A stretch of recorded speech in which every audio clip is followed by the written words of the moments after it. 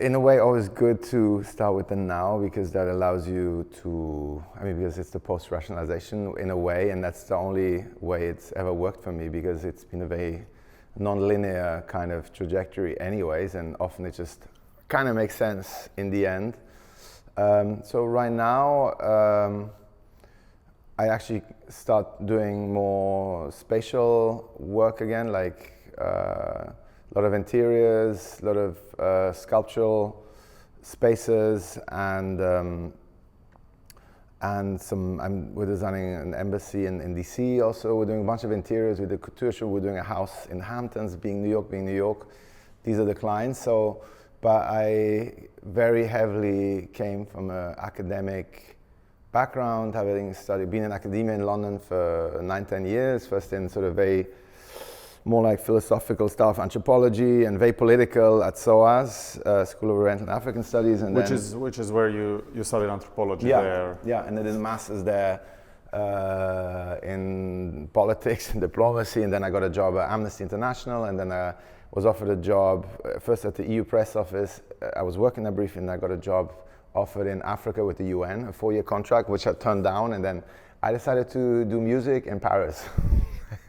And I moved to Paris at 24, and then slowly living in Paris, actually, I got interested in space. We had a studio in the suburbs, and the city changed. There's suddenly a lot of tension after being in London, which is very actually amazing how people live together from all walks of life.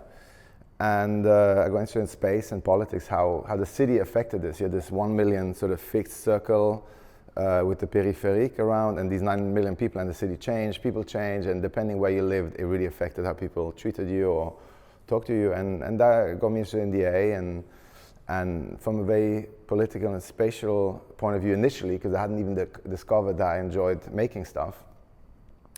You arrived to space via politics. Yeah, absolutely. Yeah, absolutely. And actually, but then at the same time, I had in London before, I had some experience with experimental sound and very abstract. I was close to the whole St. Martin's crowd with art people, and I was for a very long time with an artist from St. Martin's, and I was hanging out with all these people, and people was doing live sampling, and which is spatial, sounds very spatial, and these old jazz people and young kids with computers and live sampling. And so my first summer school project at the A was a project about underwater sound, and we made these capsules that were basically speakers and floating kind of underwater pavilion, and that was really fun. And then somehow, though really with a first interest in spatial aspects and politics, etc., and I was actually hoping that it would go full circle when I was with Shin, because they had this kind of local aspect. My first year at the A, I went to Kosciuszko with Shin, which is also very influential, and Shin has been extremely influential across my work, but also seeing how he engaged in a village, a small village that was kind of dying down and bringing people from across the world. It was a very unique experience, and that we tried to replicate later also in Mexico with the visiting school in Las Pozas, where we also brought kids, artists, architects from Japan, America, Europe, Latin America into this little surrealist experimental bubble that Edward James built throughout 30 years. He was a sponsor of the surrealist movement in Las Pozas, and that was very much based on Kosciuszko and Shin's approach with making, and we were basically doing sculpture for 3 weeks in the jungle. And so let's maybe talk a little bit more about the development of a kind of theoretical position, because I actually think what's maybe really interesting here is your link, your then kind of practice in a city like New York, in a kind of high-end, let's say, market. But I think maybe we could explore a little bit more what you kind of bring to it from almost like a, I guess, conceptual academic point of view. So do you think you developed like a set of principles? Well, let's say before coming to New York, because if I understand correctly, the coming to New York is the kind of the beginning of the practice as we see it today, in many ways. Yeah. So maybe that's also quite interesting, that there is this kind of physical journey, this geographic journey is also like a beginning of a practice. Yeah. And so maybe we can then talk about what did you bring to New York? Like what do you felt like, what did you think you brought in your suitcase, like a kind of theoretical suitcase? That's a very good question. And also like this interaction between Europe and the US, some very known landscape designer told me, she told me not that long ago, and she worked a lot in Italy. She said like, she talked about freedom versus culture, like Europe versus, which it's totally like ambiguous dichotomy, but, and I'm not saying at all here's freedom, obviously, especially at the moment now, but there are some huge, but there's a lack potentially of culture, one might say. But I don't know, this is also a big assumption, but there is definitely some kind of dichotomies. But, so coming to New York really from Mexico, where I was before, I mean, the cliche about New York being a place of opportunity and being open to novelty is a true thing, and I'm also trying to, I mean, I think it's something that I'm still developing, the whole sort of theoretical approach to it. Formally, very much the city, actually, I brought in a way my process that I learned at the A as a student. Like I was folding metal when I was with Shin. And when I moved to the city and I have this beautiful city that faces the New York City skyline, the city is all made of folded metal. And that's why also sculptors like Donald Judd have highly worked with sheet metal fabricators because it's readily available. I moved here, I was thinking prototypes, very expensive to prototype, so I'm essentially not doing any welding. I'm just doing cutting and folding. I'm kind of limiting myself to certain processes and mechanical fixings, but also rolling to a larger scale. Like I sometimes think of these domestic Sarahs, and very much this. I think what I brought is, I guess, is a European sensibility, which is very classic, typical actually in the US. If you think about all the 20th century architects and designers that moved with the war, a European sensibility to the US, and we talked about origin earlier, and this kind of, you know, as we all have like a complicated background. I'm German, Italian, from Luxembourg, etc., and having done anthropology in London, and when I had my opening show here with Matter, which is this kind of timeless design gallery, the New York Times did a big article, and they were like, so wait. And I remember them being like, what do you mean you're German, Italian, from Luxembourg? It was too complicated. And then in the end, they just rewrote me or rebranded me as Italian architect and sculptor. Which is, and I remember telling to my wife, Tiana, who's Serbian, my kids are American, my parents are German and Italian, I'm Luxembourgish, it's a mess. Telling her, but it's not correct, it's not. And she said, but no one cares. And it was kind of a relief, and I was like, you're right. No one really cares and shouldn't in some ways. Because I mean, the US allows you to rewrite history and you know, and to reinvent yourself, which is liberating. It's sometimes, of course, we know it comes with terrible side effects, as we see in politics at the moment, as everything gets twisted, but it also gives you certain freedom in terms of, I remember in London, it was much more, and actually Nick Simchick, who's now head of theory at the A, and was a great guy, and actually also one of those two worlds. From his dad was a surfer musician from LA, and his mom is an amazing woman from Italy, and he has these two amazing cultures. But I remember in London, us all with Aram and Oliver Tonelli, all of our good friends sitting together, Carlos, and then being, there's so much talent on this table, but somewhere in London, it's more like, it almost felt a little bit like, who do you know? Which school did you go to? You know, who did you go to primary school? I don't know. Like, the House of Parliament is very much made up of people that went to primary school together. And while here, it's a lot more, I arrived and I made this show with ready-made bricks, and sort of, we call them Home Depot Brancusis, because they were like these kind of continuous columns made with these kind of interesting bricks from Home Depot. And Daniel Ayat actually wrote a beautiful article about it. It was a very dear friend also who's teaching at the Frank Lloyd Wright School of Architecture, who was also doing theory at the A, and he wrote a beautiful text about these Home Depot ready-mades. And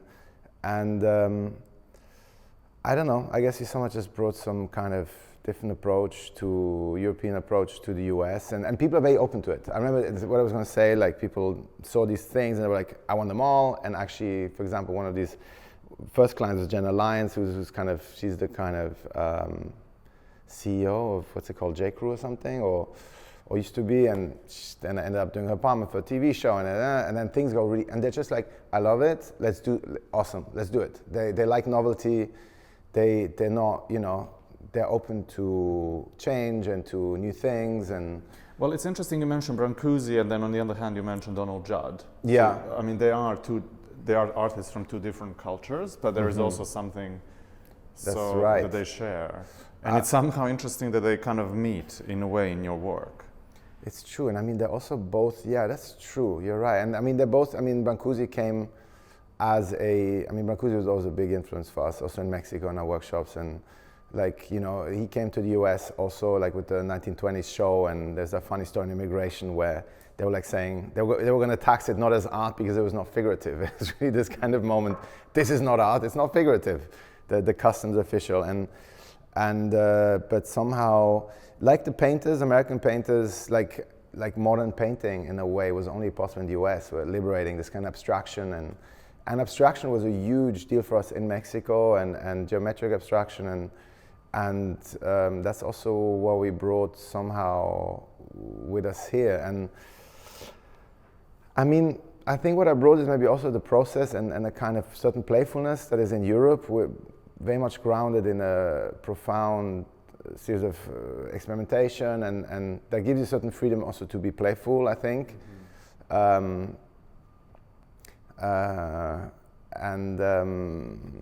do remember that once at night in Hook Park, I was casting whatever I could put my hands on. I used to do a lot of concrete, and Shin at 4 a.m. came by smoking a cigarette in the workshop, and he was like, I don't know if we can accommodate for this kind of work. It was maybe too playful also, and it was also a bit messy, but it was still, it allowed me so much to, DA was an amazing playground to experiment. And then later I was teaching a long time also in foundation, which is also amazing, having all these young people that were coming through that were also finding themselves. That are actually testing whether that's what they want to do.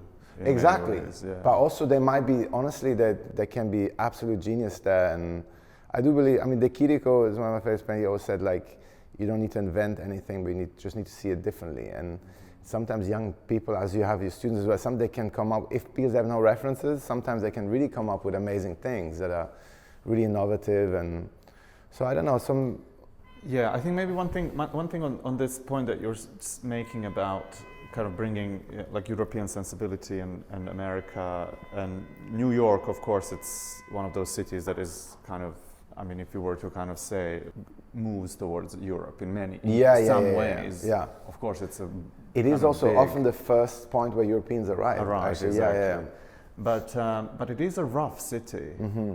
Like, very. you know, I mean, I'm staying in, most of us, well, actually some of the students are staying in Brooklyn, but I'm staying in Manhattan, and the intensity of it, it feels like you're in a landscape. I was just telling them yesterday, it was raining and it wasn't a very pleasant day, but it was like we were walking from the United Nations headquarters over to Hudson Yards to go to Stephen Hall's office.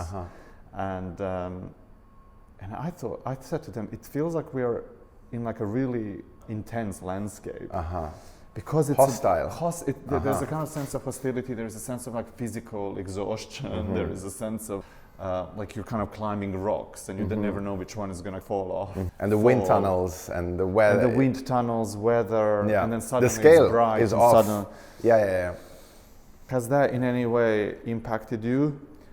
I mean, for sure, it puts. I mean, people say, and there's always this kind of slightly annoying romanticization of New York, and it's very photogenic. Like a friend of mine once told me, a photographer friend, Stephen Gill, once told me, like, when he visited, it's just such a photogenic city, and actually works best for me from my studio with this amazing skyline. You know, it actually, we work a lot with our objects and maquettes. It's very much my friend Amandine Castle. She did a beautiful project also about the city and the studio, and how the city comes into. I don't know if you remember that project, but the city comes into the studio and vice versa. The objects become part of the city, and I think New York works best at that scale, kind of like, you know, from far, you know, it shines, the lights are on, bridges, water, it's beautiful. But once you're there, the scale is off. There's no ground. I mean, you know, the ground plane is crammed and it's intense. It's wind tunnels, and it doesn't really have a human scale, and it is very aggressive as a city. And I mean, we also have 2 small children, and it's tough. But it does push you, like some people say, it does bring the best out of people. And I guess it has been that for me in some ways. It really pushed me, because there is definitely an urgency and a survival mode that you're in, because it's literally you have to survive and make a living, but there's also the possibility. It is, you know, people are open to it and up for it and excited, and because it's very much in the moment. And it's funny, we were saying also with the theoretical aspect, and I really want to get back to it at some point, because that's all I came from. And I had this friend in Mexico, she said to me, like, don't think, and it really helped me actually over the years when I moved to New York. If I'd thought about it, I would have never done it, like moving here. Like, I actually met my wife in Mexico. She became pregnant, my Serbian wife, like you said. And I mean, if I'd thought it through, it would have been crazy to move here without really a job. I was on a sabbatical from the AA. I could have moved back but I moved to New York. Luckily got a job teaching at Cornell for a year, which was a good experience. But then everything else, somehow, not thinking too much and being in the moment really helped. And yeah, I mean, somehow the city does push you very much to have to find solutions, and it's a very aggressive place. And I mean, the way people drive and move and talk, but yeah, it's very different from Europe also culturally. And I remember when I was driving to Cornell and would stop in the mountains, and people would be like, "Welcome to America," and even when people at Cornell would be like, "Oh, I've been to Paris," I'd be like almost a sense of relief. Because I'm assuming that I'm in exile in some way a little bit, because also all my very close friends that even at the A, where I spent 11 years, I haven't been able to travel much. First I was stuck here for 2 years for visa reasons. I wasn't even able to go to my dad's funeral, and I couldn't travel for 2 years. And then all my friends in London that I really miss. I need to come back, and actually I'm seeing all the air crowd for dinner in Milan, which I'm looking at the Salone, which I'm really excited about. But yeah, I mean, it is a bit of an exile, but I think that's... And then maybe another thing that's interesting is that the scale at which you work. Mm-hmm. I guess you create sculptures, you create furniture, and you said you're also looking at interiors more. Do you feel like maybe there's something about New York that is so intensely built that kind of focuses attention to interior? I mean, unfortunately, it is partly, I don't know if it's like London. I remember London being 90% of buildings not having any involvement of architects. I've actually become a good friend with an architect who's doing all the galleries now, and he's working on some other buildings, and David Bench, who actually worked with Pier Vittorio at Yale a year after I had Pier Vittorio in London, which is it's almost as if we had the same former girlfriend. We were like, no way, Pier Vittorio. Yeah, and he's a great guy and does really great work, and he manages to navigate this landscape. But I think, I mean, a lot of the buildings are also here just extrusions, not different from the age. She's a partner at Foster's here, and Rebecca, and it's often people just want extrusions of the ground plan, and like, so often the interiors have the more interesting aspects. And same in London when I was there, I mainly worked in existing buildings, even like when it was architectural projects. And yeah, for some reason also for me the objects are easier, and for me they're always maquettes in a way, for potentially, you know, even the lamps, these folded pieces. But they're also made, I mean, I guess architects don't really make buildings. Yeah, that's whereas true. You actually do make that's objects. True. Like that's architects draw buildings, and you don't really touch the beams that's into very it. true. That's very true, yeah. And also really going to the final product, which is very satisfying. But I mean, one huge influence for me actually is Scarpa, which also came from Shin somehow. But you know, and I always thought, because it's so hard to get into the architecture profession sometimes, and it's also very hard education to be able to get a chance to show what you can do. So I always felt, also seeing Scarpa's objects, you can read his kind of architectural kind of sensibility. And well, I guess he also was on site with his builders, and totally. You could see that he's actually thinking through design. Yeah. And he's drawing. Yeah. He's explaining the ideas to people that yes. are building it, and he's there with them. And in a way, actually, now we talk about it, it's actually kind of an old school way. Like architects used to go to the door handle, to the chair, to the full breadth of the project, and it's just become, I think it's more the profession that's become very disconnected in some ways. And do you make most of your work, or do you make all of it, or are there parts of the work that are made by? I now have 2 industrial designers also working for me. We're trying to outsource more because also when you scale at some point, it becomes impossible. And I found amazing stone fabricators and steel fabricators. And here in New York also what's amazing, I have these guys in the Bronx, and I can turn up there and then roll a piece of, I don't know, like 3-4 mil stainless steel, like 3-meter piece of steel. I can roll it on the spot the same day. And just like, it feels like the Metropolis movie, 1920s movie. It's a giant block of a building that it's just fabrication, very raw, very dirty. But they have these tools from the 40s or 50s that can roll up to 1.5 inches. So it's like 3-4 mil steel, you know? And so it's that kind of availability also. And they're like, yeah, come on, what do you mean I can't do this? And, you know, and they're kind of crazy, but it's somehow, I'm able to use these people that are very open and stuff. And also New York, where we're based, is a great energy because Navy Yards, I'll talk to you about it later, it's actually an amazing history. The Brooklyn Navy Yards, since 200 years, they've been building ships, and there used to be 40,000 ship workers, and where the peace treaty was written for the Second World War with Stalin, Churchill, and Eisenhower was built in the Navy Yards, but then even before.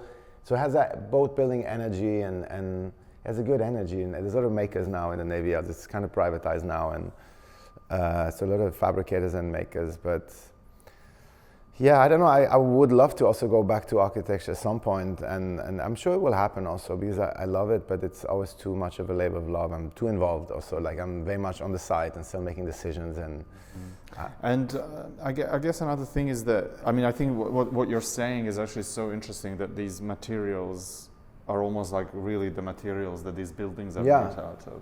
Yeah, stone, glass, metal. I-beams, you know, yeah, you see an I-beams. I-beam and you imagine that image of those workers on an I-beam hanging in being... And this is a fancy version with some Italian boucle or leather or something and or mohair. Like, totally. Yeah, totally. Yeah, you're right. It's sort of the vocabulary of the city, but in a domestic setting. And also people like this, obviously, somehow, and this high-low and this kind of contrast of very precious materials and humble materials, and also elevating and celebrating simple materials. And would you ever describe yourself as a minimalist? I talked to this gallerist from Mara yesterday, Jamie, and he was kind of joking that he saw some article that just came out recently, and he said, "It's funny, I didn't see any rocks or driftwood." And it's funny, I remember driving for the show in Soho that we had, and I had a tree on my roof, which was also some driftwood or whatever that I found, and he's like, "I'm sorry," and he thought I would explode and have a meltdown. He was like, "No rocks, no stones," and he actually was very much into branding me as into the tradition of American minimalism, which I don't consider. I'm very messy, and I like rough sketches and fast, messy work, and then I have this German-Italian, you know, chaos and order dichotomy, so I like doing fast and then later refining with iterations. But also I like experimenting with materials and form but then, yeah, I sort of felt, I mean, that gallery and for example, some people have sort of branded me a little, made comparisons with Jard and stuff like that, but also, you know, in a way, yeah, folded metal, that there is, or the material choice, even though I never really used it, but it's a very, for example, Jard is a very strong reference in New York that people refer a lot to in all fields. But yeah, I guess people make the comparison, and I can see why. But you never think of yourself as practicing in that specific tradition. Not really. I remember Oliver Dumas, one of our tutors in second year, also he said that the secret to minimalism is just having a lot of drawers and storage. So it's always a kind of, I guess it's an organizational strategy, minimalism or something. I always have messy spaces and boxes and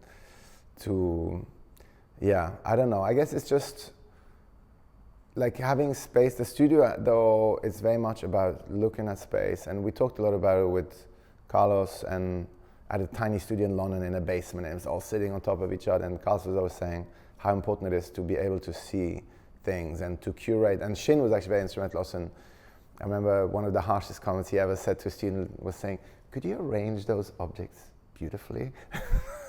And I was like, oof, that really hurt. And because it's really about how objects speak to each other. Intuition. I mean, it's a real sense of intuition. Yeah.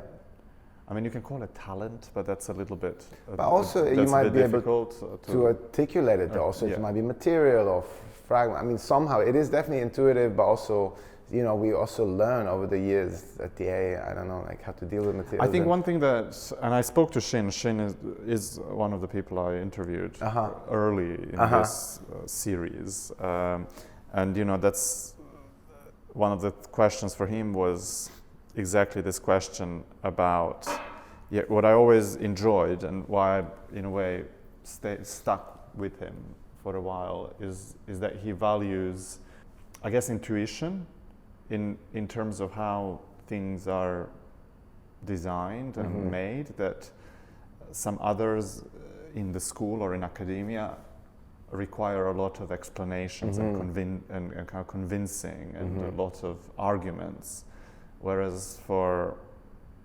Shin, you don't need to explain everything. You can explain certain aspects. I mean, certain things just make sense because they kind of are really interesting.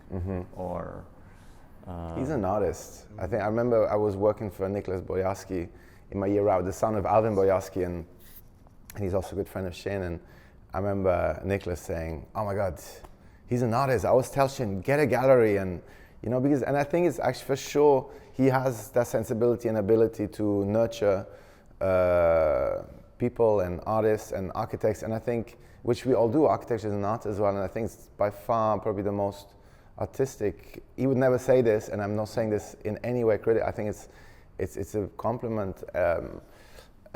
Like it's been very, he's able to, I mean, also I always thought he can turn an object and look at it in a way that no one's ever looked at it before. He has this kind of ability.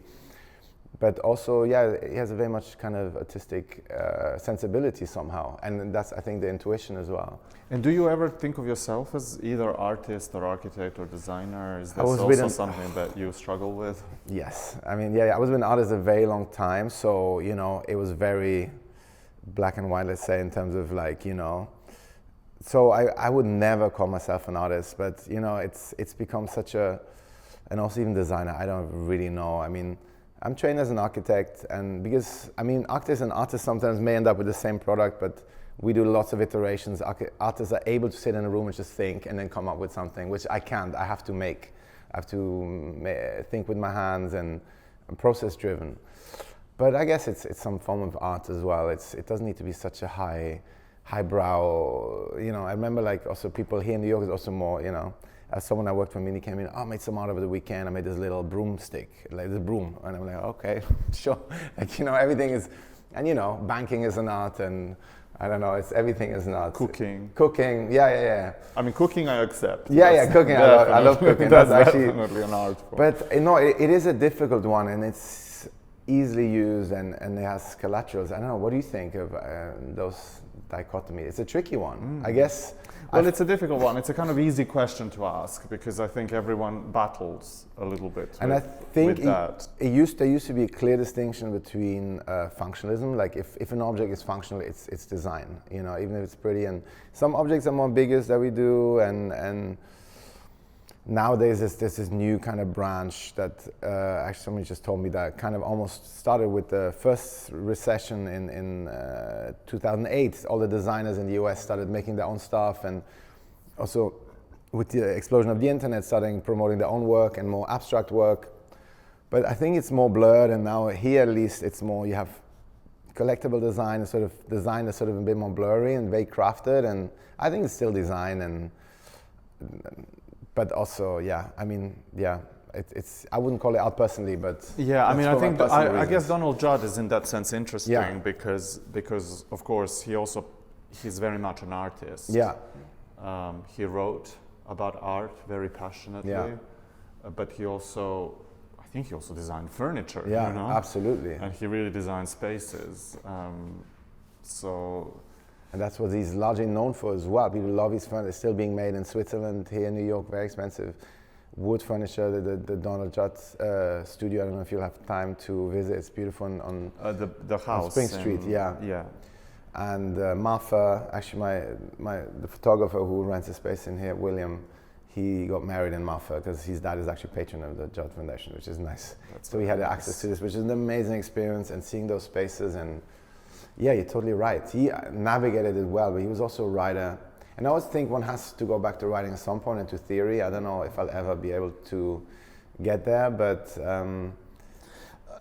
one day. What do you think are your kind of pointers in, if you were to think about theory? Like what are you said you were with Pier Vittorio Aureli as well, also very one of your teachers, who of course is very theoretical in a all kind of political sense.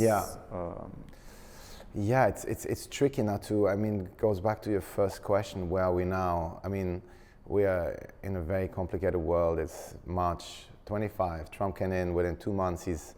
This week he tore down the Department of Education in the US, and they're trying to turn Gaza into a Riviera. Beautiful Riviera. Yeah. And I mean, we are in terrible times. In the Navy, there's actually a company that's supposedly doing fine art photography, but they're producing drones that are apparently militarized and sent to Palestine. And so it's a very complicated period, I think, at the moment. And the US is ambiguous, but I don't know. Like you say, New York is not the US, and I think in the end we're all individuals that sort of navigate under flags or something, but I don't know, I'm sort of I think maybe I'm kind of taking the artist kind of refuge in that sense, to make and to stay within abstraction. To be able to focus or to make. And I mean, when I was doing anthropology, I had a journey where I was doing anthropology, was very much about learning people, and we did a study, I did development as well. We went to a remote place in the Philippines, trying to help people, and they were like, guys, they were very smart, but they had no land, no cattle, no housing, and they were farmers. They were literally like, serfs, like they were servants of the land, and we were like, we're doing research this. And then I got interested in international politics. I was thinking it's a global dynamics, how you can help people and do stuff. And then I realized that people just talk about the coffee at the UN, it's a bubble as well. And in the end, somehow I thought it's more about trying to do something locally and with a kind of... We went to the UN headquarters yesterday, and I mean, you're now making me reflect on that. And of course, it's a beautiful modernist composition. It's a beautiful building. But it's in so many ways outdated. There's a real strong sense that this was future in the 60s or 70s when it was built, but that the chairs are worn out. I like that. And it kind of makes you really think what's the relevance of this institution now. Of course, it's absolutely necessary that there is a place where everyone can just sit together, even like ceremonially. But but then what's also really interesting, if we think about design, is how much the design is supporting the system. So you're looking at these big, security stage. council rooms. It's a stage. Like each room is designed by a different architect. All of the buildings are designed by a group of architects, and there aren't very clear distinctions about who designed what. And so this stage is really important, and obviously design and architecture and art are in so many ways in the service of this. But it is like very kind of ambiguous territory, and it's very unstable, and it's very... Unfortunately, like the way you describe it to me now, I have to think of Greek ruins, having to, you almost go and see some former stage of power. Unfortunately, like these worn seats is a powerful image, and it's what do you do if the most powerful people stop participating? And like you say, it's ceremonial, but like what do you do if people also don't fund them anymore, like start pulling out of treaties? And it's a post-war kind of, it is a post-war peace organization. And I mean, same with Europe. Was also, my dad worked since '52. He started the EU, which was a steel and coal community, and then it turned into the EU, which also became problematic later. But it was also a post-war peace treaty, and all these things are falling apart. And me, having been German-Italian, having dealt with the whole question of guilt and the German, we are, at least the Germans were aware and eingetrichtert, this kind of like embedded this notion of history. And unfortunately, like Freud said, he doesn't believe in that civilization can evolve. And one hopes that history doesn't repeat itself. But I mean, what's going on at the moment feels like textbook kind of, populism and all the things that can follow: dictatorship, the press, freedom of the press being removed, etc., etc., etc. international institutions that were the stage for people to come together and being eroded, and it's sad. And at least these, I mean, monuments are still there for, I guess it's a monument of you know. I mean, the same way as you say, it's like Greek monuments are monuments to but still active, but hopefully it won't just be like this kind of dystopian abandoned building, which could have, who knows, I mean, 10, 20, 30 years down the line. We are in times, I mean, I was thinking we're now in the 1920s, I was thinking of the, in the 2020s, I was thinking of the 1920s, the Great Recession, and, you know, are we, you know, we're talking about recession. And then after the 30s, in the 1930s, of course, came the wars, and, you know, and I hope we're not heading that way, but people have, yeah. But if we take it back to design, Umberto, I guess in the 20s and 30s, again, design was a transformative force. Definitely, with the Bauhaus, with modernism. Yeah. Definitely. And in a way, the kind of horror of the Second World War, in some way, provided modernism with like a boost, with a purpose. Yeah. That's so true. It's really interesting to think about a designer in this context, or an architect, or someone who makes things and has like a direct kind of connection to the object. Yeah, absolutely. I don't know why, I don't know, and I'm not trying to justify anything, but like I used to follow a lot of Slavoj Žižek and like people, and he was a big fan of Alain Badiou, and Badiou was once saying many years ago that the most radical thing is not to produce anything. To, in a way, if one were to do something, the most radical would be not to actually withdraw from production. And that's also what Pier Vittorio was always saying about production, consumption, how they're all tied in, social media, etc. How it's all feeding into the same cycle. But I don't know, we kind of went through abstraction, and it's interesting what you say about design, and somehow, you know, maybe it's just some kind of selfish hope in a way, but like somehow hoping that even maybe through, I know it's not engaging in the discourse, and I don't know, I don't know, for me it's maybe just doing slightly more abstract work, and yes, clients are often people that have some kind of wealth or whatever, and all that is always ambiguous, but I don't know, we make things, and hopefully later on things will make sense. And I also think like even, I don't know, I don't want to veer off topic too much, but the 1920s, 30s, and there was a lot of utopianism, but then political program can take it both ways. You know, we're working abstractly. Like I did when I was at TA, I once got a scholarship to go to Rome, and I did a project on EUR, also on the fascist neighborhood, and you could see how there were some utopian ideals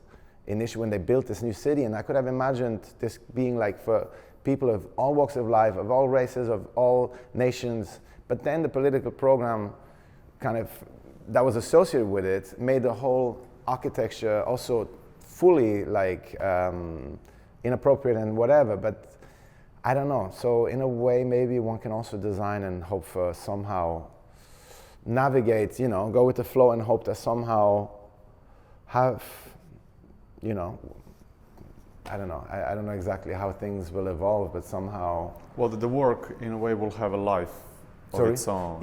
As well. Yeah. And I know the problem is with abstraction is also, and there was actually a big clash at the A once between Pier Vittorio and Patrick Schumacher, because Patrick Schumacher did this whole lecture series about the flow and this fluid 90s kind of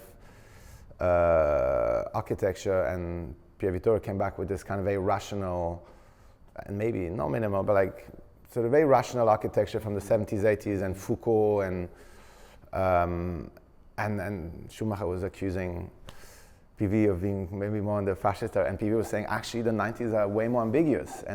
But I don't know, so it's kind of, sometimes unfortunately these things get more post-rationalized, and I think we have to sort of design with a good intention and try and survive and make beautiful things, and in the end, it's, I don't know, maybe I'm veering off too far into political program, but it's complicated. Well, I think what's interesting is that you're describing a context within which a conscious designer has to navigate. Yeah. I mean, there's other political structures within which an artist or designer or an architect has to navigate, which are things like art world. You know, like you can talk to a young artist and you know, art world is it's in itself a political system that is very, like, many times very fascistic almost, and difficult. And so I think there's lots of different worlds. I guess one of the reasons why we came to New York is the fact that the city has a legacy in a kind of art like Judd. Actually, there isn't maybe so much land art in the city. I mean, there's not much land, but like Walter de Maria, Robert Smithson, all these artists in many ways have emerged from a culture and actually have created a culture in the city. So maybe culture is something that we could kind of conclude with. And I think maybe that is actually what we kind of do, is somehow we try and imbue these metal pieces with some culture, with some narrative that has layered, and it's also not didactic or like trying to, you know, patronizing or something, but it has, if one were to look at it, has a history that's grounded in, from Japan to London to lots of people that, you know, that one has met, as whether they were students or fellow architects, and that themselves were imbued with historical and cultural and social agendas, and we operate in this kind of hostile environment and landscape. And it's interesting, all these people that you're saying were often also European immigrants that kind of arrived in the US, and I guess we're also somehow, that this art and work happened was in a way maybe also a craving for the old Europe, but also in a new world, and trying to find, and you know, in a way, almost in this discourse of everyone that ever came to New York was about land and money, even from the Native Indians to the first settlers. It was always this dynamic about this,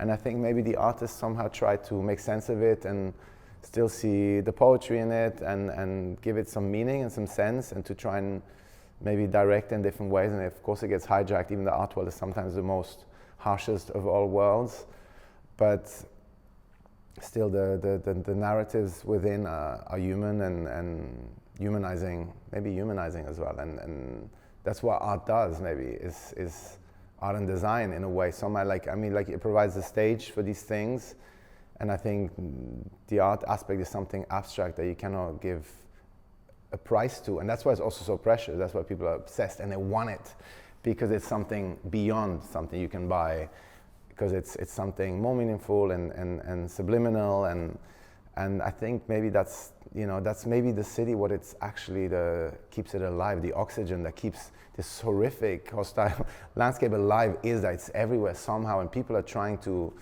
find this art, and it's almost maybe this, I mean, London has that too, that, you know, someone was once telling me, like, people are so nice in London because it's so hard, and so people are trying to make an effort, and I think people are also trying to somehow go against this hostility because we're like the eastern edge of this American landscape as well, and where people have arrived and sort of spread out from. It's very dense, and the density of New York is also, Manhattan is unique actually, and I like that in a way, because you have people sitting on top of each other. It's like the Yay back in the 60s. It was one building, everyone was rubbing elbows. It's the density that creates a kind of dynamic also, and that's so interesting, that maybe it's the city that's needed to actually have that. Yeah, somehow, and it's chaos, and it's kind of, I often think of Koulas, who wrote in Cornell, he wrote Voluntary Prisoners. Sometimes you wonder, why are we doing this to ourselves? But I think somehow... I really am wondering that. I really have been wondering, like today on my journey here, I was like, why? Why? I don't know it either, you know, but at the same time, the thing I love most about here is the studio. I really do, and my kids, but the studio is a magic place that I think would have only been possible here, and I don't know why. And it's also certain freedom, is an openness that really is imbued in the. I always think of the US or New York also being naive, but also very open, optimistic, which we don't have in Europe so much, because maybe it's also economic, that people here like to invest in new things and are open to new things. But there's an optimism here that we lost a little bit in Europe, and but also naivety that I really enjoy. You know, people are not like, oh, why? Who do you know? You know, this whole, you know, sometimes. And is there like a kind of cultural, or like, is there a discourse? Do you think you're part of a discourse here, or does a discourse exist, or how does that? I mean, this building is like filled with creatives. that work in different ways. Yeah, I mean, actually, unfortunately, he's no longer here, but Gaetano Pesce was in my building. His studio's still there. He's an interesting one, and there, I think a lot of my friends also, the designers and trained out, like Min Jae Kim is another one. They're operating on a quite abstract level, sometimes object level, because that's maybe where it can be more playful and abstract and less functional, maybe also than having to do an office or something. But the discourse, I don't know. I think weirdly I'm staying out of it, but maybe that's also partly due to the nature of the existing discourse. I have friends that are teaching at Cooper Union, which I think is the close to the A, and sort of these intellectual circles, and I think people are trying. Of course, there's what's going on in Colombia and the political, the protests. No? Yeah. But also Colombia itself has distanced itself from the protests and stuff, so it's very ambiguous as well. And I don't know. I'm not participating in a sort of very explicit. Well, this is the discourse, thing. So I've been researching this. Last year, I was awarded this fellowship at the Royal Academy to look at this architect, Shane de Blackham, Irish architect. Mm-hmm. And what's very evident in, let's say, Ireland, is that they have a really strong architectural culture. But that's because basically there's one or two schools, mm-hmm. and everything is centered around mm-hmm. these places, and it's a small community on the edge of Europe, so they all know each other. It's a very, very intense culture. Mm-hmm. But in places like London, you can't have that because there's like 10 schools, it's dispersed. So great architects. It's like hundreds of different conversations mm-hmm. taking place, which probably is the case. I mean, it's of course also the case here in New York. So there isn't like a unified thing, but there is loads of different conversations mm-hmm. and lots of different groups. I really like how you define this also as, also almost geographically, because in a way Ireland, it makes total sense. England makes sense. England is a village, multiple villages come together, and you have these kind of horizontal, different narratives. But it's also center of the empire, London, for example. That's so true. It totally, also totally. is a spot where totally, but I would argue that even New York has actually a certain density. Yes. Yeah, the density of Manhattan actually is the same. Like everyone knows each other. Surprisingly, it's smaller. It feels smaller than London sometimes. Everyone knows each other in the sort of design scene. I think London has just overcome New York in the population a little bit, but they're actually cities of the same population. Right, but just geographically very different, and I think for that reason also somehow. I don't know, they function differently, people, the way they interact. Here people rub shoulder in Manhattan because you bump into people. London, you have, it takes an hour to get from East London to West London, so you don't really bump into people. They're very different kind of, I don't know, sort of zones or something. But I think it's very interesting that you do this kind of work in New York, because there is a connection to, Walter de Maria, Judd, these amazing people that came and they were fighting. And I wonder also whether do you think your work has kind of adjusted a bit in New York? Has it changed since or long? It was developed? I mean, it's kind of developed through here. I really think that the material palette came from the city in some way. It sounds cheesy, but mm-hmm. before we used to do formworks, and here's just we do formworks without you put a light bulb in or something. I don't know. I mean, it's a very stupid way to put it, but.